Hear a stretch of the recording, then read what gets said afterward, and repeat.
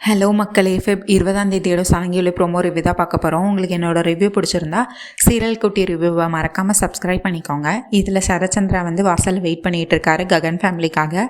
Gagan family காரில் இறங்குறாங்க. இறங்கிட்டு ஒன்று ககன் எல்லாத்தையும் விசாரிக்கிறான். பிந்து நல்லா இருக்கியா, இந்துவும் நல்லா இருக்கியா அப்படின்னு சொல்லிட்டு சரி எல்லாத்தையும் விசாரிக்கிறான்.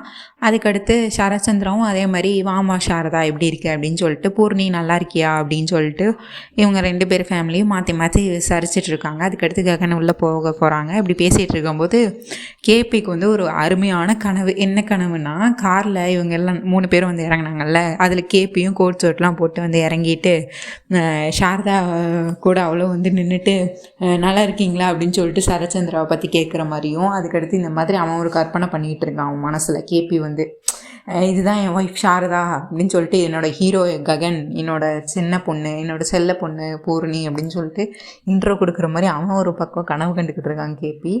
இதை பார்த்து உடனே மீரா சொடக்கு போடுறாங்க. சொடக்கு போட்டு கனவு உலகத்தில் இருந்தது போகவும் வாங்க அப்படின்னு சொல்கிறாங்க.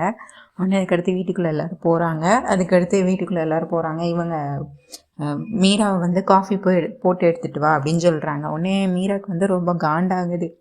என்னோடய சக்காலத்துக்கு நானே போய் காஃபி போடணுமா அப்படின்னு சொல்லிட்டு, அதுக்கடுத்து அண்ணன் சொல்லிட்டாங்கங்கிறதுக்காண்டி மீராவும் போய் காஃபி போடுறாங்க. பின்னாடியே சரியும் போய் வம்பிழுத்துட்டு இருக்கா அவங்க அம்மா கிட்ட ஆஸ் யூஷுவல் எப்பவும் போல். அப்புறம் காஃபி போட்டு எடுத்துகிட்டு புலம்பிகிட்டே போடுறாங்க. போட்டு கொண்டு கொடுக்க போகிறாங்க. போட்டு கொண்டு வராங்க. இங்கே இந்து பூமிக்கிட்ட போய் ககன் வீட்டிலேருந்து எல்லோரும் வந்துட்டாங்க அப்படின்னு சொல்கிறாங்க. ஆஸ் யூஷுவல் எப்பவும் போல் பழைய மாதிரி ஓடி வரா பூமி. உடனே அதுக்கடுத்து இந்து சொல்கிறாங்க, இப்போ நீ பழைய பூமி கிடையாது, இப்போ உனக்கு நிச்சயதார்த்தம் நடக்க போகுது, அதனால் இதுக்கு சாஸ்திர சம்பிரதாயங்கள்லாம் இருக்குது, அதுபடி தான் போகணும் அப்படிங்கிற மாதிரி சொல்கிறாங்க. வெயிட் பண்ண போவோம் அப்படின்றாங்க. திரும்ப கீழே போகிறாங்க. அதுக்கடுத்து மீராவும் காஃபி முதல்ல எல்லாருக்கிட்டையும் கொடுக்க போகிறாங்க. அதுக்கடுத்து சரச்சந்திரா சொல்கிறேன், நான் உனக்கு காஃபி போட தான் சொன்னேன், கொடுக்க சொல்லலை, பூமி கொடுப்பா அப்படின்னு சொல்கிறாங்க. பூமியும் கொடுக்குற எல்லாத்துக்கும்.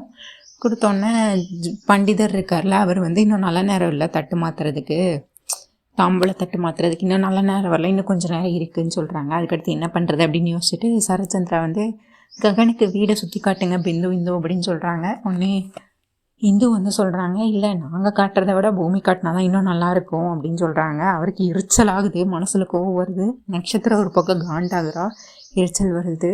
அப்புறம் இங்கே அபூர்வ கண்ணை காட்டுறா. உடனே சரச்சந்திரம் சரிம்மா அப்படின்னு சொல்லிட்டு நல்லவராக நடிக்கிறாரு.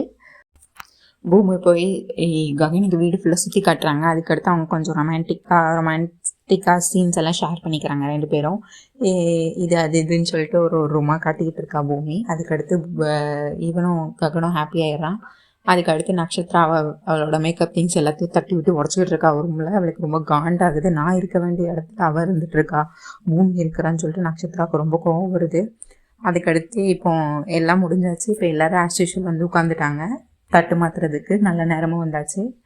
இப்போ தட்டு மாற்ற போகிறாங்க. உடனே அதுக்கடுத்து பண்டிதர் இப்போ தட்டு மாற்றலாமா அப்படின்னு சரச்சந்திராட்டி கேட்குறாங்க. உடனே அதுக்கடுத்து அபூர்வா என் மாமாவுக்கு இங்கே பூமிக்கு என் மாமா இருக்காங்க, அங்கே அவங்களுக்கு அவங்க அப்பா இல்லையே, சாரதாக்கு தான் அவன் புருஷன் இல்லையே, எப்படி யார் மாற்ற முடியும் அப்படின்னு சொல்லிட்டு அவள் இந்த மாதிரி பேசுகிறா. உடனே ககனுக்கு கோவம் வருது. அப்போ நீங்கள் என்ன நிச்சயதார்த்தத்தை கூப்பிட்டீங்களா, இல்லை என்னை அவமானப்படுத்த இங்கே கூப்பிட்டீங்களா அப்படின்னு சொல்லிட்டு ககன் எழுந்திரிச்சு கோவப்படுறான். உடனே பூமி ஒரு நிமிஷம் ககன். அதுக்கடுத்து அவள் போய் அவங்க அப்பா கிட்டே கெஞ்சி கேட்குறா, அப்பா இன்னைக்கு ஒரு நாள் கிருஷ்ண பிரசாத் மாமா போய் அங்கே இருக்கட்டும், தாம்பூல தட்டு வாங்கட்டும் அப்படின்னு சொல்கிறா பூமி. முதல்ல அதுக்கடுத்து கையை தட்டி விட்டுறாது, இதில் நடக்காது அப்படிங்கிற மாதிரி. உடனே அபூர்வா எழுந்திரிச்சு, இப்போ நீங்கள் ஒத்துக்கோங்க, அவள் தான் எப்படியும் டிவோர்ஸ் கொடுக்க போகிறாள்ல, இப்போ ஒத்துக்கோங்க, இல்லைன்னா உங்கள் இமேஜ் டேமேஜ் ஆயிருங்க, நடிக்கிறீங்கன்னு தெரிஞ்சிடும், இப்போ ஒத்துக்கோங்க அப்படின்னா. உடனே சரிம்மா என் பொண்ணுக்காக நான் ஒத்துக்கிறேன் அப்படின்னு சொல்லிட்டு நடிப்பார் சரச்சந்திராவும். உடனே மீராக்கும் வந்துடும், அண்ணா உங்களுக்கு என்ன பைத்தியமாக பிடிச்சிருக்கு, நான் உங்கள் தங்கச்சிங்க குத்துக்கலாட்டம் இருக்கும்போது என் புருஷன் இன்னொருத்தையோட போய் தாம்பளை தட்டு வாங்குவாரா, இதெல்லாம் எங்கேயாவது நடக்குமா, எனக்கு தான் இந்த மாதிரிலாம் நடக்குது அப்படின்னு சொல்லி இது பண்ணிட்டு இருப்பான். உடனே சரச்சந்திரா மீராவை திரும்ப கன்வின்ஸ் பண்ணுவான். இங்கே பாரு, எப்படினாலும் அவ்வளோதானே முதல்ல கல்யாணம் பண்ணியிருக்காங்க அப்படின்னு சரச்சந்திரா சொல்லுவாரா. மீராக்கு இதில் சுத்தமாக விருப்பமே இல்லை. கேபி அந்த ரூம்லேயே இருக்க மாட்டான். இந்த மாதிரிலாம் நடந்துட்டு இருக்கு. சரி கேபியும் வாங்க சொல்லுங்க, கேபி அங்கே இருக்கவே மாட்டான். எல்லா பக்கமும் அதுக்கடுத்து செடியை விட்டு எல்லா பக்கமும் தேடி பார்க்க சொல்லுவான் சரச்சந்திரா. சரியும் வீடு ஃபுல்லாக தேடி பார்த்துட்டு வருவான். எங்கேயுமே இருக்க மாட்டான் கேபி. மாடியில் போய் பார்ப்பான், கீழே போய் பார்ப்பான், ஃப்ரண்ட்டில் போய் பார்ப்பான், காரில் இருக்கிற இடத்துல போய் பார்ப்பான், எல்லா இடத்துலையும் பார்ப்பான். எல்லா இடத்துலையும் இல்லைன்னொன்னே மீரா வந்து சொல்லுவா, என் புருஷனுக்கே இதில் இஷ்டம் இல்லை, அதனால தான் அவர் இங்கே இல்லவே இல்லை. ககன் பூமி கல்யாணத்தில் அவளுக்கு சுத்தமாக விருப்பமே இல்லை, அதனால தான் அவர் போயிட்டாரு அப்படின்னு சொல்லுவாள். உண்மையை அதுக்கடுத்து பார்த்தா ஆக்சுவலி என்ன நடந்திருக்குன்னா, ககன் வந்து முன்னாடி அந்த கொஞ்சம் கேப் இருந்துச்சுல, அப்போ வந்து கிருஷ்ணபிரசாத்தை மீட் பண்ண பேசணும் சொல்லியிருப்பான். அவர் கிருஷ்ணபிரசாத் சந்தோஷத்தில் என் பையன் என்கிட்ட பேச போகிறாங்கிற சந்தோஷத்தில் துள்ளி குதிச்சுட்டு வருவார். அதுக்கடுத்து ககன் வந்து வீட்டில் ஸ்விம்மிங் பூல் கிட்ட வந்து கிருஷ்ணபிரசாத்துக்காக வெயிட் பண்ணிகிட்டு இருப்பாரு. கிருஷ்ணபிரசாத்தும் ரொம்ப பதறி அடிச்சுட்டு, என் பையன் என்கிட்ட பேசிட்டான், என்னை கூப்பிட்ருக்கான், என்கிட்ட பேசணுன்னு சந்தோஷத்தில் துள்ளி குதிச்சுட்டு அப்படியே ஓடி வருவார். ஓடி வந்து, ககன் நீ என்னை கூப்பிட்டதில் ரொம்ப சந்தோஷம்டா, நீ என்னை ஒரு வழியாக அப்பா நீ ஏற்றுக்கிட்டல, எனக்கு இது ரொம்ப சந்தோஷம்டா அப்படி இப்படின்னு சொல்லிட்டு அவன்கிட்ட பேசிகிட்டு இருப்பார். அதுக்கடுத்து நான் உங்கள் நிச்சயதார்த்தத்துக்காக 2 மோதிரம் கூட வாங்கியிருக்கேன் அப்படின்னு சொல்லிட்டு 2 மோதிரத்தை எடுத்து காட்டுவார். பூமிக்கு ஒன்று ககனுக்கு ஒன்று வாங்கியிருக்கிறத காட்டுவார். கண்டிப்பாக நீங்கள் இதை தான் நிச்சயதார்த்தத்துக்கு மாற்றிக்கணும்டா அப்படின்னு சொல்லிட்டு கொடுப்பாரு. ககன் அப்படி கோவத்தில் அதை அப்படியே மொத்தமாக கையிலேருந்து தட்டி விட்டுருவான். தட்டி விட்டுட்டு, நான் எதுக்கு கூப்பிட்டேன்னா, நான் ஒன்றும் உங்களை என் அப்பாவை ஏற்றுக்கிறதுக்கு கூப்பிடல, எனக்கு பூமியை பிடிச்சிருக்கு, அதனால நான் இந்த நிச்சயதார்த்தத்துக்கு ஒத்துக்கிட்டேன். ஆனால் அதுக்கு ஒரு கண்டிஷன் இருக்குது, நீங்கள் நிச்சயதார்த்தத்தை அப்போ நீங்கள் இந்த வீட்டிலே இருக்கக்கூடாது, நிச்சயதார்த்தம் நடக்கிறப்போ அந்த இடத்துல இருக்கக்கூடாது, நீங்கள் தாம்பூலம் மாற்றவே கூடாது, எனக்கு அது சுத்தமாக பிடிக்கல, நான் என் வாழ்க்கையிலேருந்து உங்களை எப்போ எடுத்துட்டேன் அப்படி இப்படின்னு சொல்லி திட்டி விட்டுருவான். நீங்கள் இருந்தீங்கன்னா அந்த நிச்சயதார்த்தமே நடக்காது, எனக்கு பிடிக்கல, நீங்கள் போயிருங்க அப்படின்னு சொல்லிட்டு ககன் வந்து சொல்லிடுவான். இதை கேட்ட கிருஷ்ணபிரசாத் மனசு அப்படியே சுக்குநூறாக உடைஞ்சு போயிடும். அடுத்து அவரும் அதுக்கடுத்து ககன் சொல்லிட்டாங்கிறதுக்காண்டி அவரும் அந்த இடத்த விட்டு போயிடுவார். அடுத்து நல்ல நேரமும் வந்துடும். எல்லோரும் ஹாலில் இருப்பாங்க. வாங்க தட்டு மாற்றிக்கலான்னு சொல்லுவாங்க. தட்டு மாற்றிக்கலான்னு சொன்னதுக்கப்புறம் இங்கே அப்புறம் வந்து ஜாடமாடியாக சொல்லுவாள், எங்கள் பூமிக்கு அவங்க அப்பா இருக்காங்க, ககனுக்கு தான் யாருமே இல்லையே அப்படின்னு சொல்லிட்டு, அவங்க தான் இல்லையே, சாரதா எப்படி வாங்க முடியும் அப்படி இப்படின்னு சொல்லுவோம். உடனே அதுக்கடுத்து ககனுக்கும் வந்துடும். நீங்கள் என்ன நிச்சயதார்த்தத்துக்கு கூப்பிட்டீங்களா இல்லை எங்களை அவமானப்படுத்துறதுக்காக இங்கே கூப்பிட்டீங்களா அப்படி இப்படின்னு சொல்லி கத்துவான். உடனே பூமி இருந்துட்டு, கொஞ்ச நேரம் அமைதியாக இருங்க, நான் பேசுகிறேன்னு சொல்லிட்டு சரச்சந்திரா கிட்டே போயிட்டு பூமி வந்து கேட்பாங்க, நீங்கள் எனக்காக ஒரு உதவி பண்ணுங்கள், அப்பா கிருஷ்ணபிரசாத் மாமா இன்னைக்கு தாம்பூலம் வாங்கட்டும் அப்படின்னு சொல்லுவான். உடனே அதுக்கடுத்து சரச்சந்திரா முதல்ல ஒத்துக்க மாட்டார், கையை தட்டி விட்டுருவார் பூமி கையை, அதெல்லாம் முடியாது அப்படின்ட்டு. அதுக்கடுத்து அப்புறம் வந்து கீ கொடுப்பா சரச்சந்திராவுக்கு, இப்போ நீங்கள் நல்லா நான் நடிங்க, எப்படியும் இந்த கல்யாணம் நடக்காது, நமக்கு அவன்கிட்ட வந்து டிவோர்ஸ் தான் வேணும் அப்படின்னு சொல்லிட்டு திரும்ப அதை ஞாபகப்படுத்தும். உடனே அவரும் ஒத்துக்குவார். அதுக்கடுத்து என் பொண்ணு கேட்டால் நான் ஒத்துக்காமல் இருப்பேனா அப்படின்னு சொல்லிட்டு சரி அப்படின்னு சொல்லிட்டு அடுத்து மீராக்கும் வந்துடும். அங்கேருந்து என் புருஷனை, அண்ணா நீ எல்லாம் எனக்கு ஒரு அண்ணனா, என் புருஷனை இன்னொருத்தி கூட போய் தாம்பலம் வாங்க சொல்கிறேன், இதெல்லாம் யார் வீட்டில் நடக்குமா அப்படி இப்படின்னு சொல்லிட்டு அவள் ஒரு பக்கம் கோபப்பட ஆரம்பிச்சிருவா. அதுக்கடுத்து மீரா சரச்சந்திரன் சொல்வார், மீரா உனக்கு முன்னாடி சாரதாவை கல்யாணம் பண்ணது கிருஷ்ணபிரசாத் தான், அதனால் இந்த வாட்டி வாங்கட்டும், அதுவும் என் பொண்ணுக்காக மட்டும்தான் நான் சொல்கிறேன் அப்படின்னு நான் சொல்லிடுவார். உடனே அதுக்கடுத்து மீராவும் அமைதியாகிடுவா. அதுக்கடுத்து மீரா வந்து கேபி வீட்டிலே இருக்க மாட்டான், செடியை விட்டு வீடு ஃபுல்லாக தேட சொல்லுவாங்க. அவனும் வீடு ஃபுல்லாக தேடிகிட்டே இருப்பான், ஆனால் கிடைக்கவே மாட்டார். எல்லா பக்கமும் தேடுவார், மாடியில் போய் தேடுவாங்க, கீழே போய் தேடுவாங்க, வெளியே போய் தேடுவாங்க, எங்கேயுமே இல்லை. அதுக்கடுத்து எங்கேயுமே இல்லை, நேராகிடுச்சின்னு சொல்லிட்டுக்காங்கன்னு சொல்லுவான். நேரம் ஆயிடுச்சு, இதுக்கு மேலேயும் இதுக்கு மேலேயும் வர போகிறாரு, பண்டிதரே வேறு யாரும் வாங்கக்கூடாது அப்படின்னு கேட்பாங்க. உடனே அவங்க அப்பா அம்மா வாங்கலாம், இல்லை அண்ணா தங்கச்சி யாராவது இருந்தாங்கன்னா அவங்க கல்யாணம் பண்ணியிருந்தாங்கன்னா அவங்க வாங்கலாம் அப்படின்னு சொல்லுவாங்க. உடனேக்காக இருந்துட்டு இந்து தங்கச்சியும் வம்சியும் வாங்குவாங்க அப்படின்னு சொல்லுவாங்க. உடனே அதுக்கடுத்து மீரா இருந்துட்டு அதெல்லாம் முடியாது அப்படின்னு சொல்லுவாள். ஏன் பொண்ணு இதுக்கு வாங்கணும் அப்படின்னு சொல்லிட்டு மீரா கோப்படுவா. உடனே இந்து வந்து சொல்லுவாள், அண்ணா எனக்கு நீங்கள் உங்கள் இதை வாங்குறதுல நான் புண்ணியம் பண்ணியிருக்கணும் அண்ணா அப்படின்னு சொல்லிட்டு அவள் வருவாள். ஒன்று அதுக்கடுத்து என்ன எல்லோரும் ஒட்டுமொத்தமாக அவங்களுக்கே எல்லோரும் சப்போர்ட் பண்ணிக்கிட்டு இருக்கீங்க என் குடும்பத்தில் அப்படின்னு சொல்லிட்டு இவளுக்கு மீராவுக்கு ரொம்ப கோவம் வந்துடும்.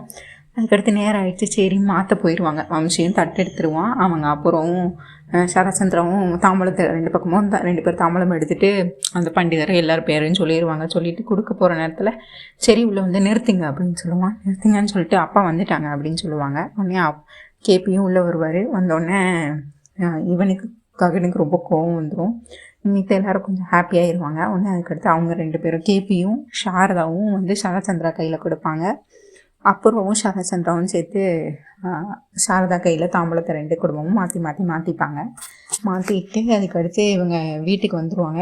ககன் வந்து அவங்க வீட்டுக்கு வந்துடுவான். வந்துட்டு இன்றைக்கி நடந்ததெல்லாம் ஒரே விசித்திரமாக இருக்குது, இதெல்லாம் நம்ம கனவுல கூட நினைக்க முடியாதெல்லாம் நடந்துச்சு, சர்ப்ரைசிங்காக இருக்குது, அதே நேரத்தில் கொஞ்சம் இதுவாக பயமாகவும் இருக்குது அப்படிங்கிற மாதிரி பூரணியும் ககனும் வீட்டுக்குள்ளே வரையில் பேசிகிட்டே இருப்பாங்க. சாரதா வந்து ஃபங்க்ஷன்லேருந்து இப்போ வர ரொம்ப டல்லாகவே இருப்பாள். உடனே அதுக்கடுத்து ககன் வந்து கேட்பான், ஏம்மா நீங்கள் ரொம்ப டல்லாகவே இருக்கீங்க, நீங்கள் அங்கேயும் டல்லாக தான் இருந்தீங்க, ஏதாவது ஆச்சு, என்னாச்சு அவங்களுக்கு, என்னாச்சு அப்படின்னா. உடனே அதுக்கடுத்து பூர்ணி சொல்லுவாள், அவங்களுக்கு அப்போவே தலைவலின்னு தான் சொல்லிட்டு இருந்தாங்க அப்படின்னா. ஏம்மா என்னாச்சுன்னு சொல்லிட்டு ககன் வந்து கேட்பான். ஏய் அதெல்லாம் ஒன்றும் இல்லைடா, ஒன்றும் இல்லை அப்படின்னா. ஒன்று அதுக்கடுத்து ககனுக்கு சந்தேகம் வந்துடும். ஒருவேளை அந்த சரத்சந்திரா அவங்கக்கிட்ட எதுவும் கண்டிஷன் வச்சுருக்கானா பூர்வா, அவங்க 2 பேரும் சேர்ந்து ஏதாவது கண்டிஷன் வச்சுருக்காங்களா, ககன் பூமி கல்யாணம் எனக்கு பூமியோட கல்யாணம் நடக்கான ஏதாவது கண்டிஷன் செட் பண்ணி உங்ககிட்ட கேட்டிருக்காங்களாமா அப்படின்னு வந்து கேட்பான். உடனே அதுக்கடுத்து சாரதா ஒன்றுமே சொல்லாமல் அவள் அப்புறம் சொன்னதெல்லாம் நினச்சி பார்த்துட்ருப்பா. அவள் எந்திரிச்சு வந்துடுவா. அப்போ இதுதான் நடந்திருக்கு, எனக்கு தெரியும், அந்த சரச்சந்திரன் ஒன்றும் அவ்வளோ நல்லவன் கிடையாது, அவன் ஏதோ பண்ணியிருக்கான், ஏதோ சொல்லியிருக்கான், என்ன சொல்லியிருக்கான், அப்படி தான் இந்த கல்யாணம் நடக்கணும்னா நான் நடக்கவே வேண்டாம் அப்படி இப்படின்னு எங்கள் அக்கன் அதுக்கடுத்து கோவம் ஆயிடுவான். அதுக்கடுத்து சாரதா வந்து அவனை சமாளிச்சிருவாங்க. அதெல்லாம் ஒன்றும் இல்லைடா, அவங்க பொண்ணுக்காக பூமிக்காக அந்த சரச்சந்திரா ஒத்துக்கிறாரு, இதில் நான் என்னைய சொல்கிறதுக்கு என்ன இருக்குது, இதில் எனக்கு இதுக்கும் என்னடா இருக்குது, எனக்கும் இதுக்கும் சம்மந்தமே இல்லை அப்படிமா. சரிம்மா அப்படின்னு சொல்லிட்டு அவனை அதுக்கடுத்து விட்டுருவான். அதுக்கடுத்து சாரதா வந்து ரூமுக்குள்ளே போவாங்க. ரூமுக்குள்ளே போய் ஒன்று அழ ஆரம்பிச்சிருவாங்க. அவங்களால கட்டுப்படுத்தவே முடியாது. ஐயோ எப்படியோ அதை விட்டு கொடுத்து தான் ஆகணுங்கிற மாதிரி அவங்க வந்து இது பண்ணுவாங்க. இங்கே சரச்சந்திரா வந்து அபூர்வாவை திட்டிக்கிட்டு இருப்பாங்க.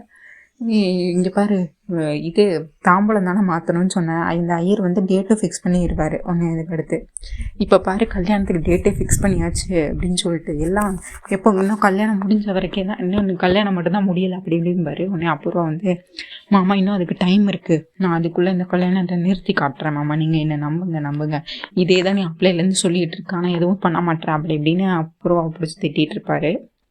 பூமி வந்து ஒரு கையில் சாரீ வச்சுருப்பா. அது வந்து ககன் வந்து பூமிக்காக கிஃப்ட் பண்ணது.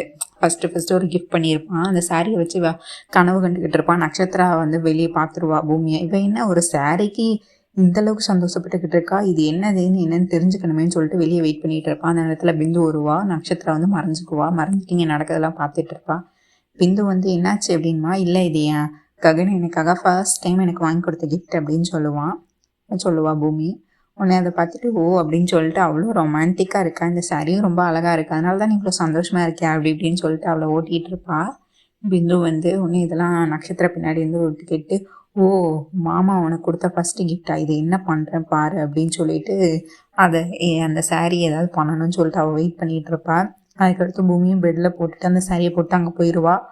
நட்சத்திரம் வந்து இதை எப்படி என்ன பண்ணலாம் கெடுக்க போகிறான்னு பார்ப்போம் நம்ம அடுத்த அப்கமிங் எபிசோட்ஸில். நன்றி மக்களே, தேங்க்யூ. சீரியல் குட்டி ரிவ்யூ மறக்காமல் சப்ஸ்கிரைப் பண்ணிக்கோங்க அப்கமிங் எபிசோட்ஸுக்கு. தேங்க்யூ.